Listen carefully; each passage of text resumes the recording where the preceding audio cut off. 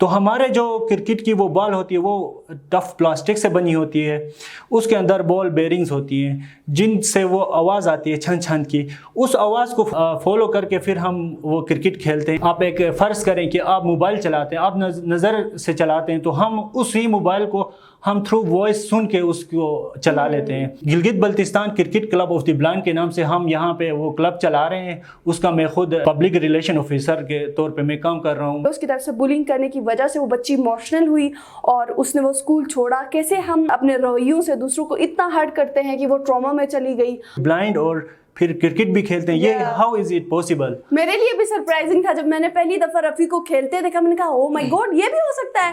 بالکل ہو سکتا ہے رفیع. اس لیے گورنمنٹ کو چاہیے کہ ہر ضلع میں اسپیشل پرسنس کے لیے میٹرک تک لازمی اسکول اور اس کے ساتھ ساتھ ہاسٹل. ہمارے 2 پلیئرز ایسے ہیں جو انٹرنیشنل لیول پہ پاکستان کو ریپرزینٹ کر چکے ہیں.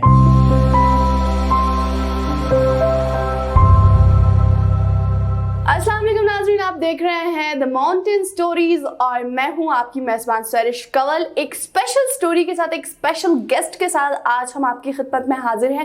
ہمارے ساتھ اسٹوڈیو میں موجود ہے محمد رفیع. محمد رفیع کے بارے میں آپ کو بتاتی چلوں کہ آپ ڈفرینٹلی ایبل پرسن ہیں اور اسپیشل ہونے کے ساتھ ساتھ بہت ہی زیادہ اسپیشل کام کرتے ہیں. آپ سوشل ایکٹیوسٹ ہیں, آپ کراکم انٹرنیشنل یونیورسٹی کے اسٹوڈنٹ ہیں, اور سب سے امیزنگ اور سرپرائزنگ بات یہ ہے کہ جس وجہ سے آج ہم نے ان کو اسٹوڈیو میں مدعو کیا ہے, آپ بلائنڈ کرکٹ کلب گلگت کے کو فاؤنڈر ہے اور انفارمیشن سیکریٹری کے طور پہ وہاں پہ کام کرتے ہیں. ہم سوچتے ہیں کہ بلائنڈ کرکٹ, یار یہ کیا ہوتا ہے؟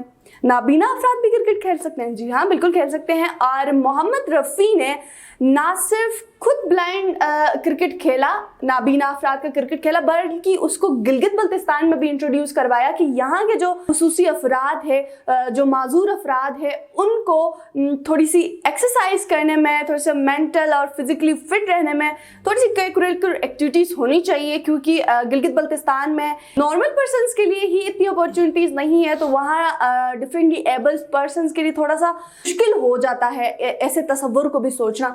تو آج پھر ہم محمد رفیع سے ان کی کہانی زبانی سنتے ہیں کہ کیسے انہوں نے بلائنڈ کرکٹ کو گلگت میں انٹروڈیوس کروایا, کیا ان کا مشن ویژن رہا. السلام علیکم محمد رفیع, کیسے ہیں آپ؟ جی وعلیکم السلام, تھینک یو, آپ نے بلایا اپنے پروگرام میں.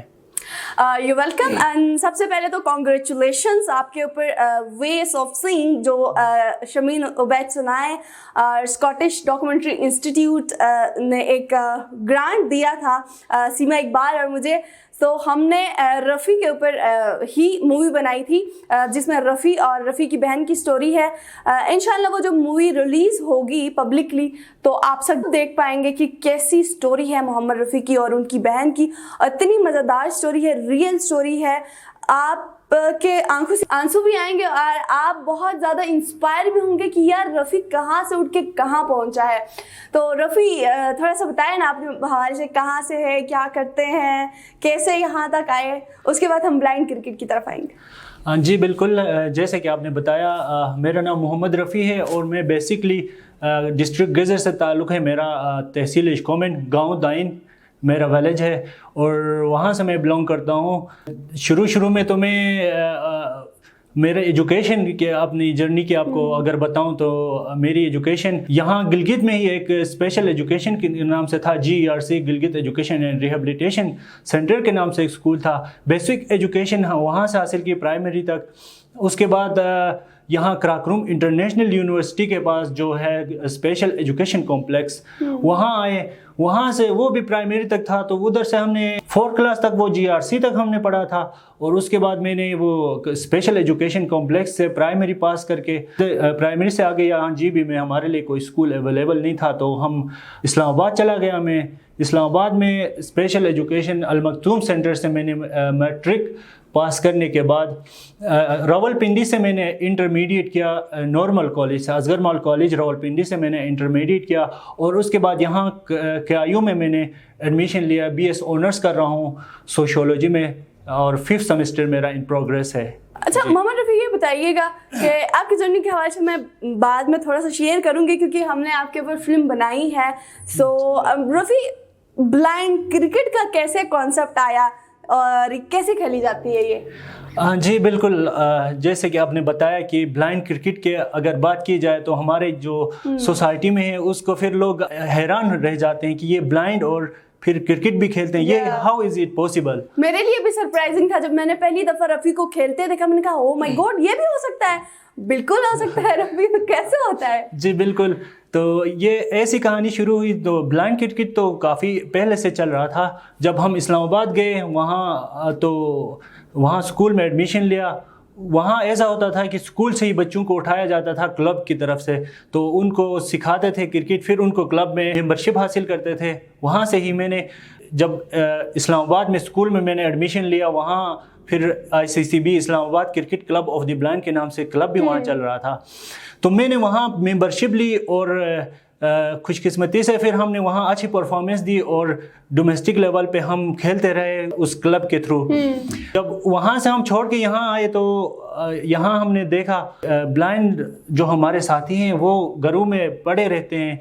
मतलब अगर कोई एक दो बंदे जो एजुकेशन हासिल कर रहे हैं वो तो निकलते हैं बाहर, बाकी दूसरे जिनके पास अपॉर्चुनिटी नहीं होती वो क्या होते, घरों में पड़े पड़े अच्छा ब्लाइंडनेस के साथ उनको फिर साइकोलॉजिकल इश्यूज भी आ जाते हैं। अगर घर में पड़े रहे तो आपको पता है फिर वो मल्टीपल जो मतलब डिसेबिलिटीज़ हैं उनका शिकार हो जाते हैं। तो हमने सोचा उनको एक सेहतमंदाना सरगर्मी फराहम करने के लिए हमने ये सोचा कि यहाँ पे हम एक GB का क्लब हम उसका आगाज़ करें।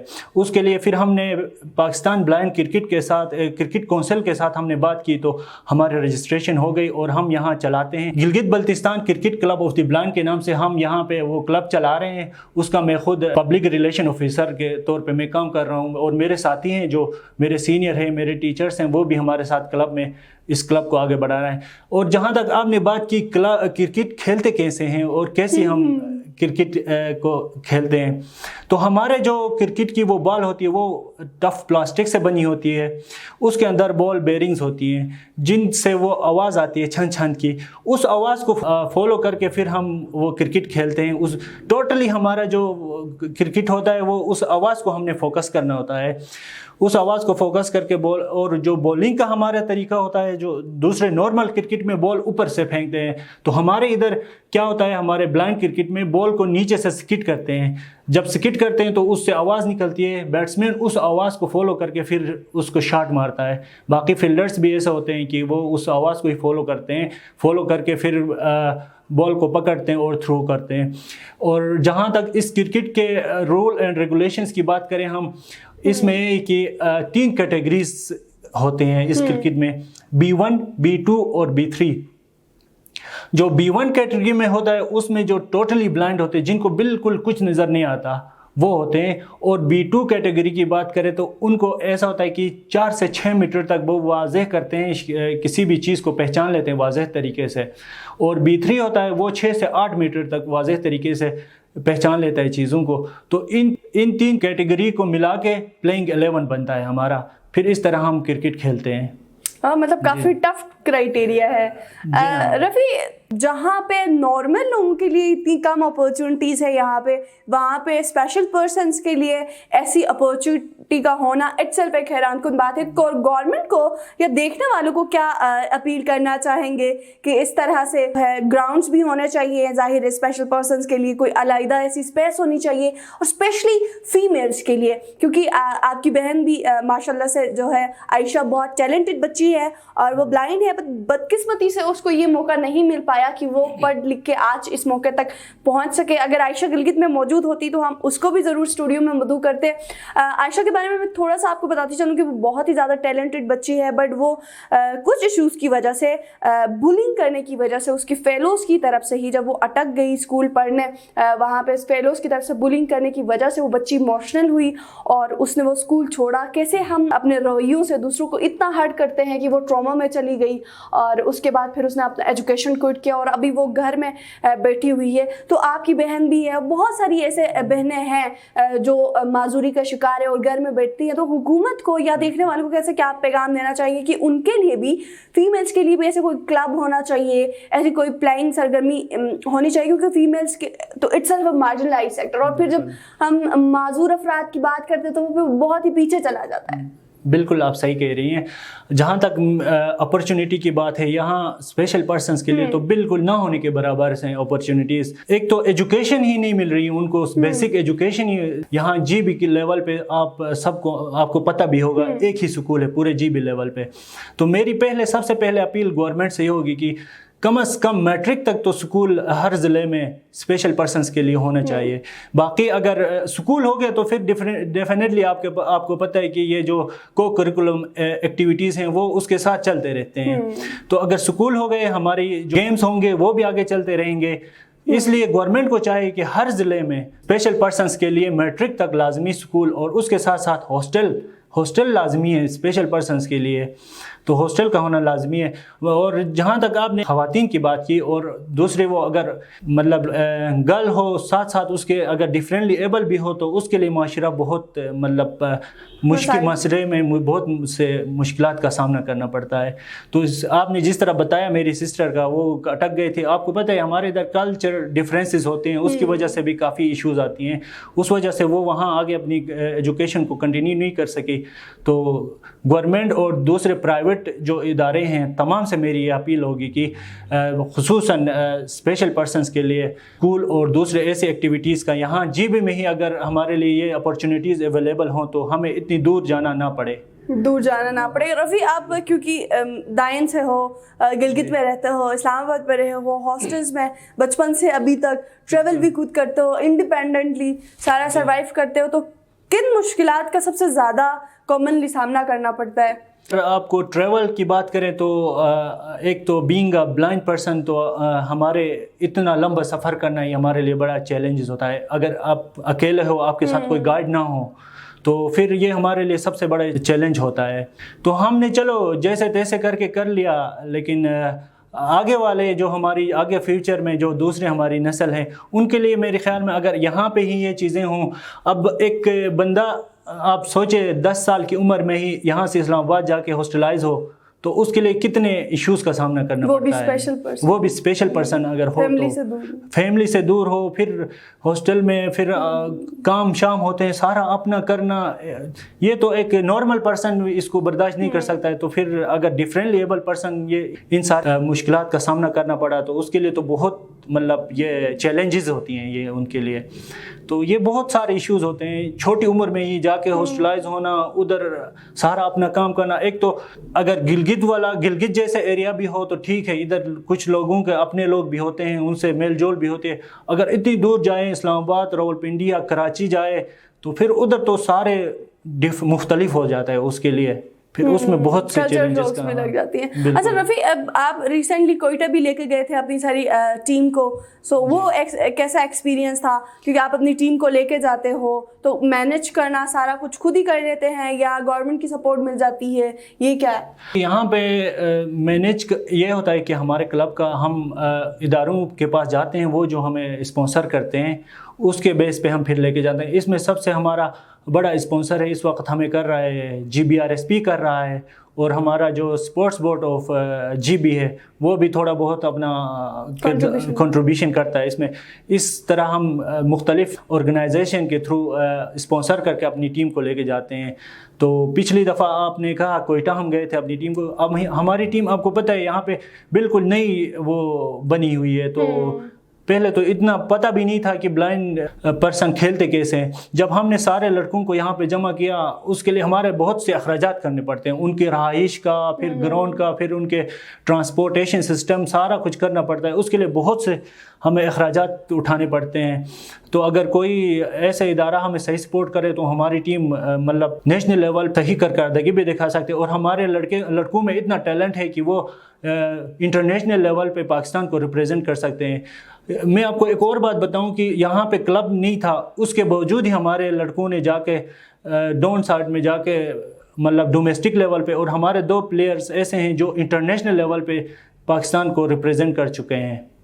नाम बता सकते हैं? जी हाँ, उनमें एक है मुजफ्फर अली है, दूसरा है मोहम्मद नवाज है जो हमारे टीचर भी हैं।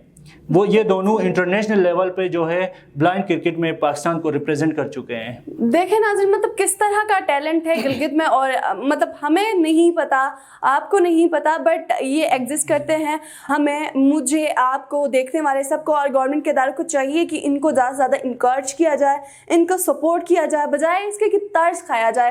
तर्स खाना, रफ़ी ने एक दफ़ा कहा था कि मुझे तो बहुत जहर लगता है भाई जो मुझ पर तर्स खाता है। सो रफ़ी, क्या मैसेज एंड में देना चाहेंगे गवर्नमेंट को और देखने वालों को कि क्या होना चाहिए? जी, मेरा यही मैसेज होगा गवर्नमेंट और तमाम जो व्यूवर्स हैं उन सब के लिए, जितने भी आपके इर्द गिर्द डिफरेंटली एबल पर्सनस हैं उन पर तरस ना खाएं, उनको सेम ट्रीट करें जिस तरह आप एक नॉर्मल पर्सन के साथ ट्रीट करते हैं।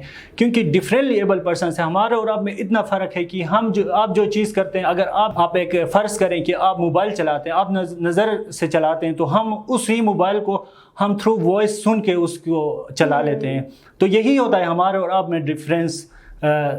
डिफरेंटली एबल पर्सन इसीलिए हमें कहा जाता है कि हमारा करने का तरीका और होता है आपसे, बाकी सेम टू सेम है हम, इसलिए हम तरस ना खाया जाए और सेम मतलब उनके साथ अपना रवैया अख्तियार किया जाए जिस तरह एक नॉर्मल पर्सन के साथ आपका रवैया होता है। और ज़्यादा से ज़्यादा फैसिलिटेट किया जाए, क्योंकि स्पेशली ट्रीट करना ज़रूरी है इनको। और गवर्नमेंट के अगर कोई भी इस प्रोग्राम को देख रहे हैं, उनसे मेरी गुजारिश होगी, उनसे मेरी इल्तिजा होगी कि please please please rehabilitation centre का काम जल्द अज जल्द मुकम्मल करें, इस पर काम करें।